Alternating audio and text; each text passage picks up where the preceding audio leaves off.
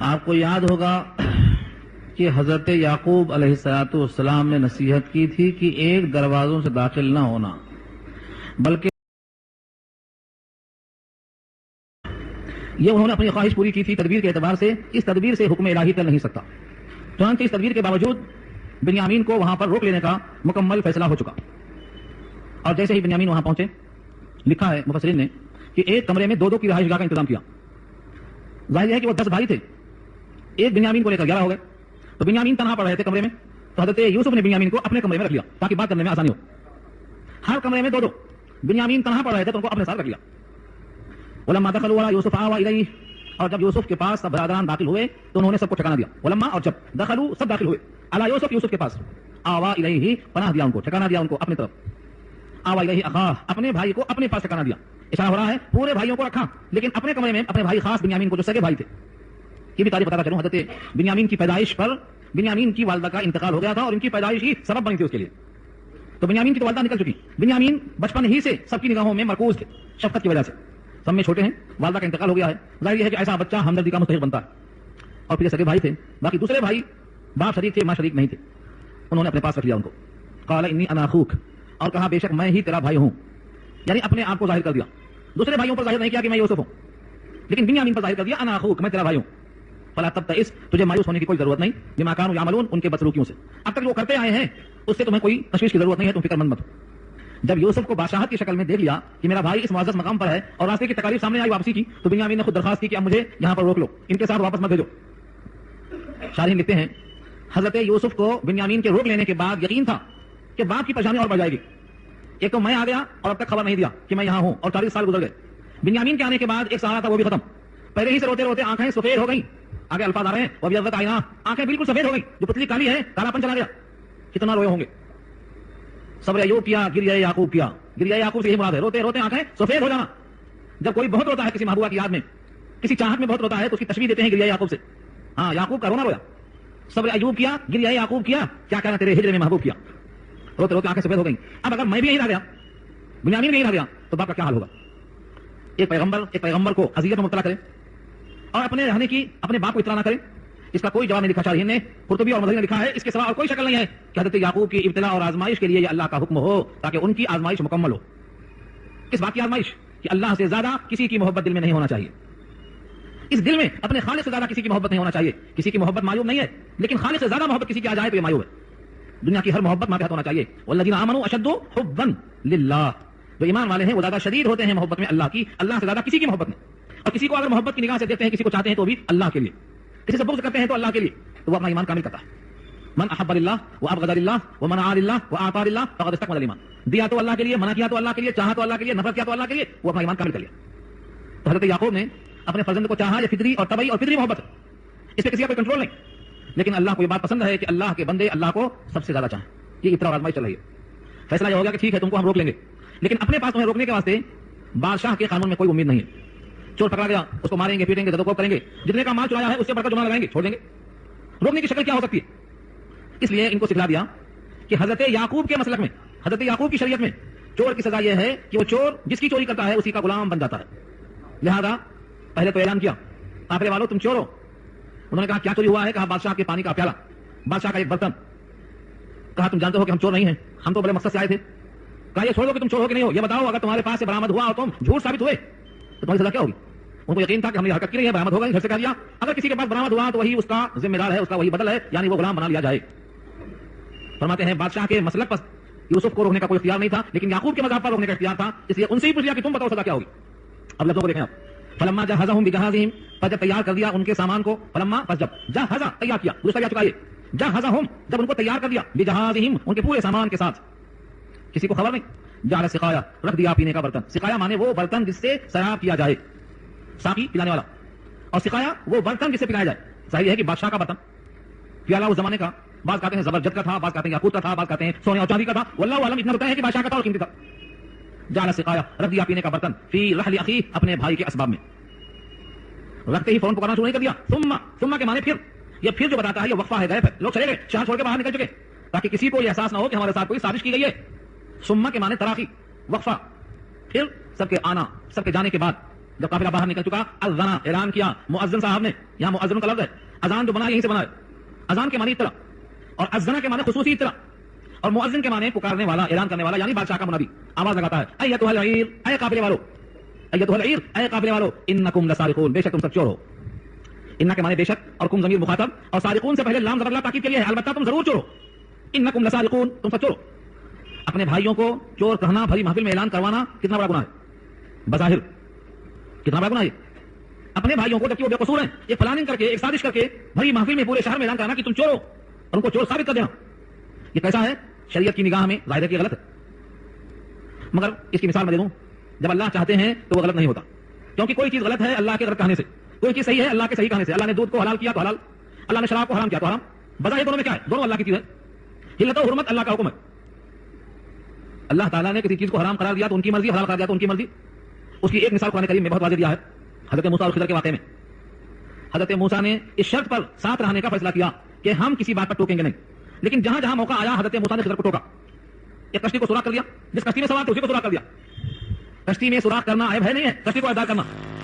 جس کی کشتی میں سوار جا رہے ہیں اور اس نے بلا کرائے کے بٹھا لیا تھا کہ اچھے لوگ ہیں, اس کی کشتی کو اعداد کرنا بڑھا لیا عیب ہے.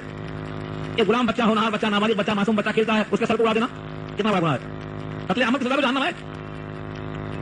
اور جس شہر کے لوگوں نے ضیافت نہیں کی, کھانا نہیں کھلایا, ان کا ساتھی بھوکا پیاسا ہے اور آپ دوسروں کی دیوار سیدھی کر رہے ہیں. جن لوگوں نے آپ کے ساتھی کی ضیافت نہیں کیا آپ ان کی دیوار سیدھی کر رہے ہیں, تو بظاہر یہ بھی بہت معیوب ہے. لیکن اللہ نے فرمایا ہے کہ یہ سب یوسف حضرت موسیٰ کی نگاہ میں تو معیوب ہے, لیکن خضر کی نگاہ میں معیوب نہیں ہے, کیونکہ ان کو اللہ نے ایسا حکم دیا. اس کی مصلحتیں بھی بتا دیا اللہ نے. تو جب مصلحت اللہ کی طرف سے ہو تو اس میں کوئی عیب نہیں رہتا. اس میں مصلحت کیا تھی؟ یہ بنیامین بھی یوسف کے پاس روک لیے جائیں اور ابتلا حضرت یعقوب کی اور سخت ہو جائے, یہ اللہ کی طرف سے منظور تھا. اس پر مثال بھی ملتی ہے, وہ واقعہ آپ کو یاد ہوگا. نبی صلی اللہ علیہ وسلم نے ایک جنازہ آیا, پوچھا اس پر قرض ہے, کہاں قرض ہے, کوئی شکل ادائیگی کی ہے, کہاں نہیں ہے. آپ نے کہا صلو علی صاحبکم, تم پڑھ لو جنازہ, تم پڑھ لو جنازہ. ایک صحابی طلحہ انصاری کھڑے ہوئے, انہوں نے کہا آپ پڑھا دیجئے, اس پر جو قرضہ ہے میرے اوپر لیتا ہوں. ان کے ذمہ جو کچھ تھا انہوں نے اپنے ذمہ لیا. یہ کیا ہے؟ یہ کفالہ ہے. یہیں سے کفیل بنتا ہے جو کسی کا ضامن ہو. یہاں سے معلوم ہوتا ہے کہ مال کے اعتبار سے کوئی آدمی کسی کا زعیم اور کفیل بن سکتا ہے, لیکن جرم کے لحاظ سے کفیل نہیں بن سکتا ہے. فرض کرو آپ نے کسی کی کفالت دی, اس نے چوری کیا, اس کا حق کٹنا ہے. اب کوئی کہے کہ تم کفیل, تمہارا حق کٹے گا, انہوں نے بھاگ گیا. نہیں, تعزیر کے لحاظ سے, جرم کے لحاظ سے کوئی کسی کا کفیل نہیں بن سکتا ہے. ہاں, مال کے لحاظ سے کفیل بن سکتا ہے. یہاں کہا وانا بھی زعیم, اور میں اس کا ذمہ دار ہوں, میں دلواؤں گا. قالوا تاللہ, کہا ان سب نے اللہ کی قسم. تاللہ جس طرح عربی میں واللہ اللہ کی قسم, باللہ اللہ کی قسم, تاللہ اللہ کی قسم, یہ سب قسم کے الفاظ ہیں. اگر واو آئے تو بھی قسم کے لیے, با آئے تو بھی قسم کے لیے, تا آئے وہ بھی قسم کے لیے. واللہ باللہ تاللہ سب الفاظ قسمیہ آئے. انہوں نے کہا اللہ اللہ کی قسم, لقد علمتم, البتہ تحقیق میں خوب معلوم ہے, ما جئنا لنفسد فی الارض, ہم نہیں آئے کہ تاکہ ہم زمین میں فساد پھیلائیں. تمہیں یہ بات خوب معلوم ہے کہ ہم غلے کے لیے آئے, حاجت کے لیے آئے, محتاجی کے واسطے آئے, ہم چوری کرنے اور فساد کرنے نہیں آئے. سوال یہ ہے, فساد کا الزام نہیں تھا ان پر, فساد تھا چوری کا, لیکن وہ کہتے ہیں تمہیں خوب معلوم ہے کہ ہم فساد کرنے نہیں آئے زمین میں, کیونکہ چوری کرنا بھی فساد فی الارض ہے. فساد کہتے کسے؟ امن خراب ہو, بد امنی پیدا ہو, سکون کے بجائے اضطراب آئے, جو معمول ہے حالت وہ بگاڑ پہ آئے, اسی کا نام فساد ہے. اور چوری سے, ڈکیتی سے یہ چیز وجود میں آتی ہے. تو چوری کو فساد کا سبب قرار دے کر فساد کہا اس کو. ہم آئے نہیں ہیں تاکہ فساد پھیلائے زمین میں. وما كنا سارقین, اور ہم نہیں ہیں چوری کرنے والے. سوال جواب طویل مت کرو. فما قالوا فما جزاؤ ان کنتم کاذبین, انہوں نے کہا بتاؤ اس کی جزا کیا ہوگی. قالوا, انہوں نے کہا فما جزاؤ, فا مانے تو اور ما مانے کیا, کیا ہوگی اس کی جزا. ان کنتم کاذبین, اگر تم جھوٹے ثابت ہو گئے, اگر تم جھوٹے ہو اپنے دعوے میں, تم صادق نہیں ہو, صادق ثابت ہو جاؤ, فسادی نہیں ہو, ثابت ہو جاؤ, تمہارا کذب کھل جائے. ما جزاؤ, اس کا بدلہ کیا ہوگا. قالوا جزاؤہ, کہا انہوں نے اس کا بدلہ ہے من, وہی شخص, من مانے وہ شخص, اس کا بدلہ ہے وجد فی رحلہ, جس کے کجاوے میں سامان برآمد ہوا, فہو جزاؤہ, سو وہی ہے اس کی جزا. یعنی ان کے منہ سے کہلوا لیا کہ جو چور پکڑا جائے گا وہی سزا بن جائے گا, اس کو غلام بنا کر روک لیا جائے. اللہ فرماتے ہیں کہ یہ تدبیر بتائی گئی ہے. کذالک نجزی الظالمین, ہم ایسا ہی بدلہ دیتے ہیں ظالمین کو. ظالمین کیوں کہا؟ کیونکہ 10 بھائیوں پر الزام لگے گا چوری کا. ایک ساتھی نے چوری کی تو سب نے چوری کی, سب پہ الزام لگے گا. انہوں نے آج تو سچ کہا ہے لیکن ہمیشہ جھوٹ بولتے آئے ہیں, ہمیشہ جرم کرتے آئے ہیں, ہمیشہ ان بازیوں کے ساتھ بغاوت کرتے آئے ہیں, لہذا ان پر آج جرم ثابت ہوگا, بدلہ ان کو ملا. کذالک نجزی الظالمین, ان لوگوں نے تلاشی شروع کی. اگر پہلے ہی نمبر پہ کھولتے بنیامین کا سامان تو لوگ کہتے اچھا اس نے یہاں رکھا تھا, رکھتے ہی کھول دیا اور پکڑ لیا. انہوں نے کیا کیا, پہلے دوسروں کا سامان لیا, بنیامین کا سامان سب سے آخری میں کھولا تاکہ کسی کو خبر نہ ہو. فبدا بأوعیتہم قبل وعاء اخیہ, فبدا پس شروع کیا, بأوعیتہم ان کے برتنوں کو تلاش کرنا. اوعیت جمع ہے, وعاء یہاں موجود ہے اس کا واحد ہے. وعاء کے معنی وہ برتن جو کجاوے کی شکل میں اونٹ پہ رکھا جاتا تھا, تھیلوں کی شکل میں, جس کو ہم جل کہتے ہیں کبھی کبھی. اونٹ پر سامان لانے کے لیے, جیسے آج کل کی گاڑی ہے, اسکوٹر ہے, ٹکی لگاتے ہیں سامان لانے کے لیے, اب اس کو ٹکی کہیں گے, ڈکی کہیں گے. ہر زمانے کے لحاظ سے یہ اونٹ پر باندھنے کا سامان اس تھیلے میں آیا کرتا تھا, اس کو اوعیہ کا جمع, اور واحد اس کی وعاء. سب کے تھیلوں کو دیکھنا شروع کیا قبل وعاء اخیہ، اپنے بھائی کے تھیلوں سے پہلے. سانپ تلاش کرنے کے بعد 11واں نمبر آیا بنیامین کا. ثم پھر استخرجھا، نکالا ان کے سامان میں سے اس کو. استخرجا، ہاں یہاں کی ضمیر جو پروناؤن ہے لوٹتی ہے اسی پہلے کی طرف. ثم استخرجھا، پھر نکالا اس برتن کو من وعاء اخیہ، اپنے بھائی کے سامان سے. سامان نکل چکا، یوسف مجرم بن گئے. یوسف نے اب کیا کیا؟ یوسف نے بنیامین کو روک لیا. اللہ فرماتے ہیں تمام تدبیر یوسف کی طرف نہیں دھکیلنا. کذالک کدنا، ایسے ہی ہم نے داؤں کیا. یہ کدنا میں جو نا کی ضمیر ہے لوٹی ہے اللہ کی طرف. کذالک کدنا لیوسف، اس طرح سے ہم نے تدبیر سکھایا یوسف کو کہ اپنے بھائی بنیامین کو ایسا روک لو. آگے اللہ نے اس قانون کی وضاحت کر دی کہ اگر ملک مصر کا قانون نافذ ہوتا تو ملک مصر کے قانون کے مطابق بنیامین کو روکنا جائز نہیں تھا. لیکن حضرت یعقوب کے ملک میں جو قانون چلتا تھا یعنی کنعان میں، وہ ان سے وعدہ کر لیا پہلے کہ اگر سامان نکلا تو سزا کیا ہوگی. انہوں نے کہا جس کے پاس سامان نکلے گا وہ اس کا غلام بنا کر لیا جائے گا. ما کان لیاخذ فی دین الملک الا ان شاء اللہ، نہیں تھا تاکہ لے لے اس کے بھائی کو بادشاہ کے دین میں، مگر یہ کہ چاہا اللہ نے کیا چاہا کہ ان کے منہ سے کہلوا لیا. وہ تیار ہو گئے. اب سامان نکلنے کے بعد بنیامین کے برتن سے بنیامین یوسف کے لیے مملوک ہو گئے کہ اب ان کو روکا جا سکتا ہے. سب بھائی خاموش ہو گئے اور کسی کی بات اب چلتی نہیں. اب کیا کیا جائے؟ اللہ فرماتے ہیں نرفع درجات من نشاء، ہم چاہتے ہیں جس کے درجات کو بلند کر دیتے ہیں. اب یہ پورے بھائی اب تک مہمان تھے اور اب یہ پورے بھائی مجرم ہیں، اور اس جرم کے اندر پوشیدہ ہے رفع درجات بنیامین کا کہ اب وہ بادشاہ کے ہمنشین ہوں گے اور بادشاہ کے ہمرکاب ہوں گے اور بادشاہ کے ساتھ ساتھ ہوں گے. یہ نرفع درجات ہے. ایک بھائی کو اللہ نے بلند کیا اور بقیہ بھائیوں کو اللہ نے اس چوری کے الزام میں مسلط کر دیا. وفوق كل ذي علم علیم، اور بڑھ کر ہے ہر ذی علم والے پر دوسرا علیم.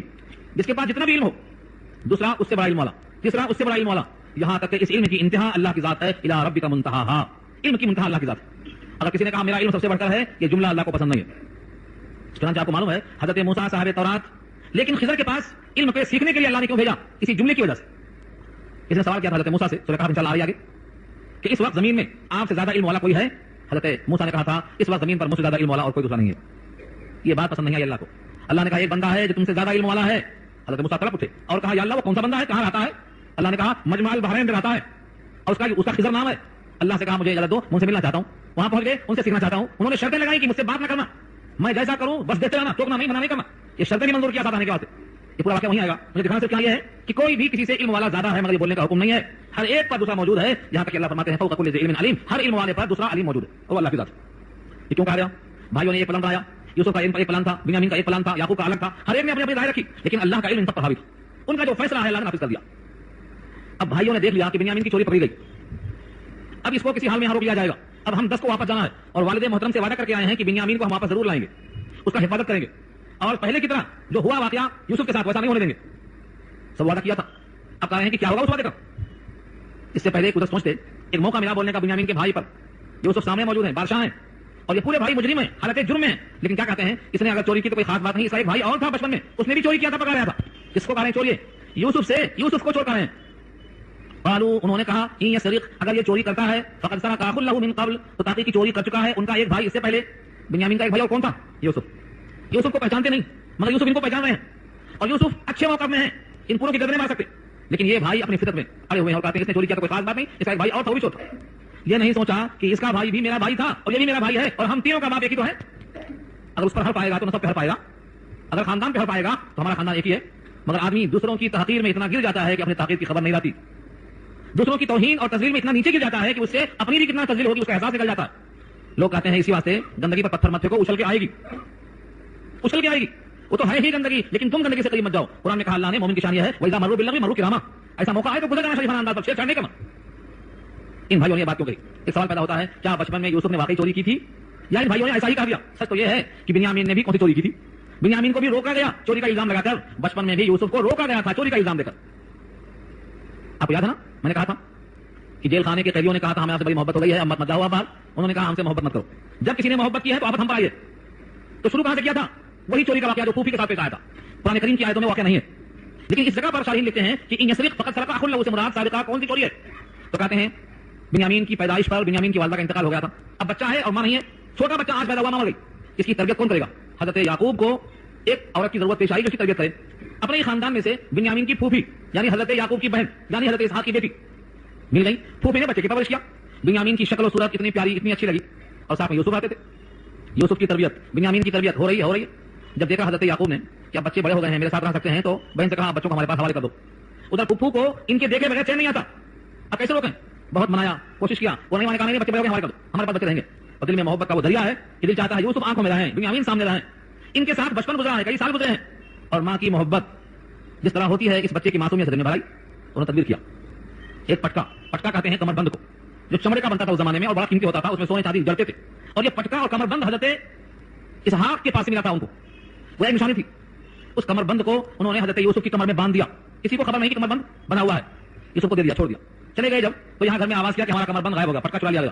اب تلاش ہوئی, تلاش کرنے کے بعد جا کر کے یوسف کی کمر میں برآمد ہوا. اب اس قاعدے کے لحاظ سے حضرت عزیز مصر کی بیوی نے محبت کیا تو جیل خانے میں ڈال دیا گیا. اب تم محبت کرو گے تو شاید پھانسی پہنچنا پڑے گا, تم مجھ سے محبت نہ کرو. جب محبت کوئی کرتا ہے تو مصیبت پڑتی ہے. یہ الزام پر اشارہ تھا کہ بنیامین کے بھائی یوسف نے بھی ایسی چوری کی تھی. اب سوچو, آپ اگر بادشاہ ہوں اور آپ بے قصور ہوں اور آپ کا بھائی مجرم ہو, آپ اس کو پہچانتے ہو, وہ آپ کو نہ پہچانتا ہو, اور آپ کے گویا غیاب میں ایسی بات کہہ رہا ہے کہ اس نے چوری کی تھی بچپن میں, کتنا بے تاب طبیعت ہوگی کہ میں ظاہر کر دوں. لیکن یوسف نے اس موقف کو بھی ظاہر نہیں کیا اور ابھی چھپایا دل میں. آگے کے الفاظ دیکھیے, حضرت یوسف نے کیا کہا, فاسرھا یوسف فی نفسی, اسر یسر اسرار, چھپانا, راز بنانا. فاسرھا, اس آیت کو بھی چھپا لیا یوسف نے فی نفسی, اپنے جی میں. ولم یبدھا لہم, اور ظاہر نہیں کیا ان کے واسطے اس الزام کو کہ تم جھوٹ بکتے ہو, میں تھا یوسف, میں نے چوری کی تھی. کس قدر ضبط ہے, کس قدر تحمل ہے کہ راز الہی کو فاش نہیں کیا. اتنا ضبط, اتنا تحمل, یہ اللہ کی عطا ہے. کسی کے پیٹ میں بات پچنا یہ بہت بڑی خوبی ہے. ہاں, آپ کسی سے کہو کہ بھائی یہ بات میں تم سے بولتا ہوں, کسی کو نہیں بولنا. ساتھی کہتے ہیں یہ بیوقوف ہے. اگر تم سے یہ بات سن کر کسی کو نہ کہے تو اس کا ضمیر, اس کا پیمانہ سمجھو بڑا گہرا ہے. اگر تم سے کوئی بات سن کر کسی کو منتقل نہ کرے تو یہ جملہ نہیں کہنا چاہیے کہ کسی سے نہ کہنا. نہ کہنا بولنے کے بعد ضرور کہے گا. حدیث میں آتا ہے الانسان حریص فیما منع, انسان حریص ہے اس کام میں جسے منع کیا گیا. مت پیو تو پیے گا, بھی نہیں پینا برابر پیے گا. کیوں پی رہا ہے بھائی, تو مزہ ہے, مسالہ ہے, کڑوا کڑوا ہے. جس نے پہلی بار پیا ہے اسے تو پھنسا لگ جائے گا, مرنے کے قریب ہو جائے گا پی رہا. تو جس چیز سے روکا گیا ہے انسان نہیں مانتا, اور جس کام کے لیے حکم دیا گیا ہے اس میں کتراتا پھرتا ہے. انسان کی فطرت ہے. تو یہ میری بات کسی سے نہ کہنا, یہ بولنا غلط ہے. اگر آپ کچھ نہ کہیں تو شاید نہ کہے گا, لیکن جب منع کر دیں گے تو ضرور کہے گا. فطرت ہے انسان کی.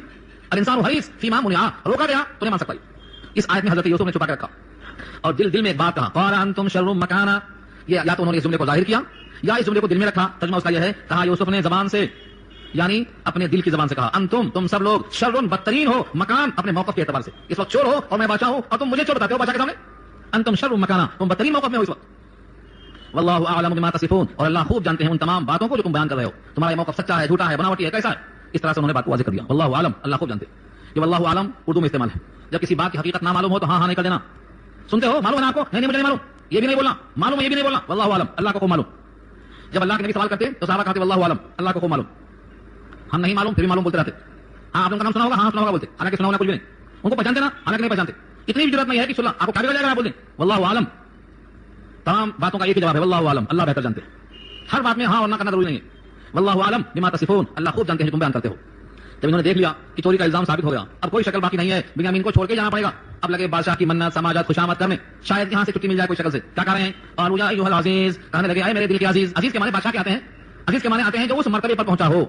جیسے مصر میں فرعون بولتے تھے بادشاہ کو, 8 فرعون گزرے ہیں مصر کے, وہ یہ فرعون نہیں ہے, وہاں کے ہر بادشاہ کو فرعون بولتے تھے. ایسے ہی لفظ عزیز بھی کسی بھی سلطنت کا عرفی نام ہو سکتا ہے کہ جو بھی بادشاہ آیا اس کو عزیز بولتے. جیسے ہمارے ہندوستان میں جو بھی آیا وزیر اعظم, جو بھی آیا وزیر اعظم.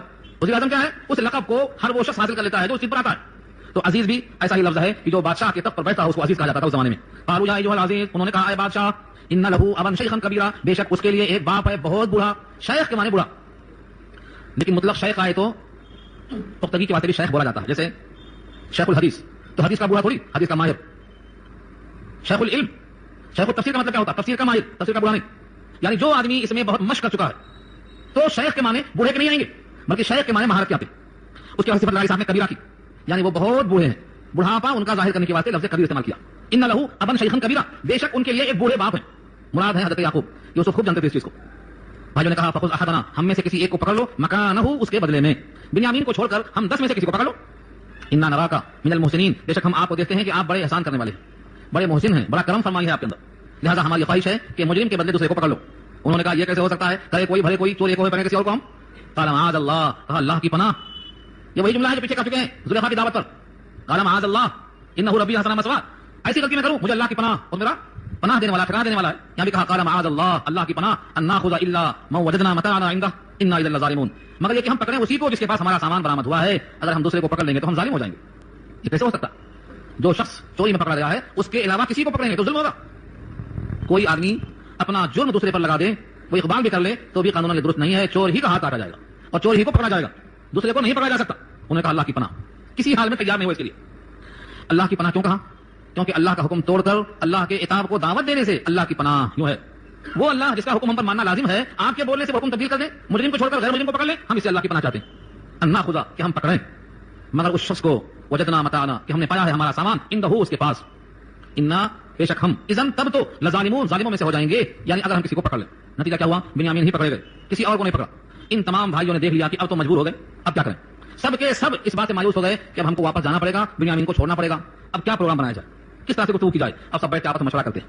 کیا مشورہ کرتے ہیں, تم نے پہلے ہی اپنے ابا سے وعدہ کیا ہے کہ بنیامین کو ساتھ ضرور لائیں گے, کوئی کوتاہی نہیں کریں گے.